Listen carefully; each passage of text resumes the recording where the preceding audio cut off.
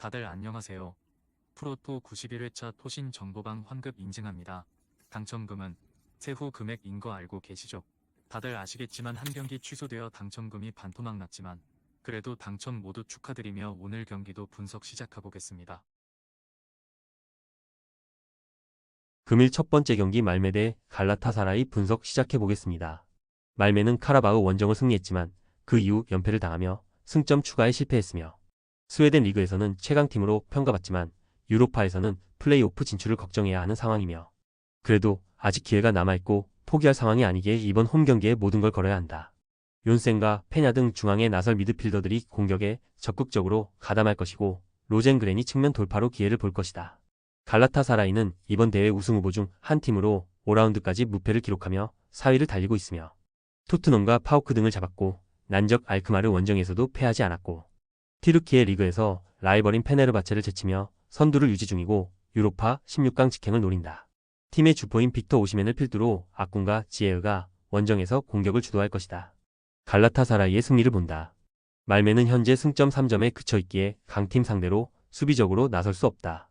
공격적인 운영을 해야 하는데 토레이라와 데미르바이가 나설 갈라타사라이 중원을 넘어 기회를 만들지 못할 것이며 공격적으로 나올 홈팀 상대로 역습에 기여를 올릴 것이고 오시멘과 지에흐가 해결할 갈라타사라이가 승리할 것이다.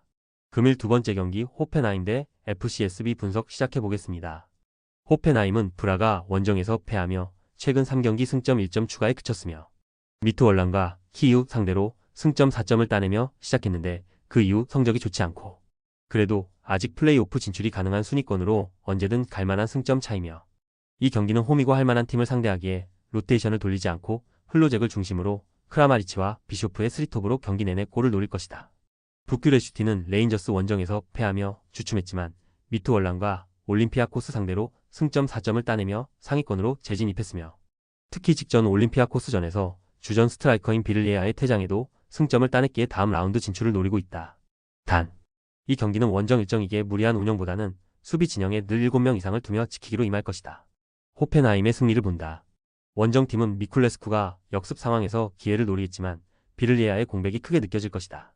라르센과 슈타우의 수비 지원 아래 크라마리치가 적극적으로 공격에 나설 것이고 흘로잭이 최근에 물오른 골 감각을 이어갈 호펜하임이 승리할 것이다. 금일 세 번째 경기 포르투 대 미투일란 분석 시작해보겠습니다. 포르투는 최근 두 경기에서 승점 1점 추가에 그쳤으며 그러나 원정 연전 일정이었고 유로파 선두인 라치오 원정을 소화했음을 감안해야 한다. 포르투갈 리그에서는 스포르팅의 부진 속에 우승 경쟁을 하고 있고 충분히 유로파에서도 성적을 낼 수 있는 팀이며 잘하는 홈 경기에서 유스타키오가 공격의 라인을 올릴 것이고 갈레노와 오모로 디온이 적극적으로 공격을 주도할 것이다. 미트월라는 최근 두 경기에서 부큐레슈티와 프랑크푸르트 등 상위권 팀들에 패했으며 그래도 덴마크 리그의 강호로 유로파 20위를 유지하며 다음 라운드 진출을 노리고 있다. 조규상이 부상으로 인해 장기 결장 중이긴 하지만 아담 부크사가 스트라이커로 공백을 확실히 메웠고 안드레아센과 고고르사 등이 이 선에서 확실하게 지원 중이다. 포르투의 승리를 본다. 미투월라는 쇠렌센과 은바부 등이 나서는 수비 안정감이 좋은 팀이다. 그러나 이 경기는 원정이라는 점이 발목을 잡을 것이며 홈의 강자로 홈 경기력이 좋고 오모로 디온이 안정적인 마무리를 하는 포르투가 승리하고 순위 경쟁에 불을 지필 것이다. 금일 네 번째 경기 아약스 대 라치오 분석 시작해보겠습니다. 아약스는 유로파 시작 이후 4라운드까지 무패를 달리며 선두권에 위치해 있었으며 그러나 소시에다드 원정을 패하며 순위가 하락했고 리그에서도 라이벌인 알크마르에 패했고 좋았던 분위기가 무너졌기에 이번 홈 경기를 통해 반등을 노려야 한다. 다행인 건 부상이나 징계로 인한 이탈자가 없다는 점이다. 브로비와 베우호스트 등 컨디션 좋은 공격진이 있고 렌시와 하토 등이 측면 돌파로 기회를 노릴 수 있다. 라치오는 유로파 1위를 질주하며 우승에 대한 꿈을 이어가고 있으며 지난 라운드에서 루도골의 상대로 무승부를 기록하긴 했지만 대회 시작 이후 4연승에 성공했고 게다가 이태리에서는 리그 1위였던 나폴리를 홈앤어웨이에서 모두 제압하며 코파 이탈리아에서 탈락시켰고 리그 순위도 끌어올렸다. 이삭센과 자카그니, 디아와 페드로 등이 엄청난 마무리를 보여주는 최근이다. 접전을 본다. 홈의 이점을 누릴 수 있는 아약스가 경기를 주도할 것으로 보인다. 핸더슨과 클라센, 베르기스 등이 중원에 나설 아약스기에 라치오 상대로도 밀릴 이유가 없고 단 수비 보호에 탁월한 베지노가 경기 내내 수비적으로 나와 상대의 공세를 저지할 것이고 패트릭과 로마뇰리가 최종 수비를 책임질 라치오가 쉽게 무너지지 않을 것이다. 금일 다섯 번째 경기 레인저스 대 토트넘 분석 시작해보겠습니다.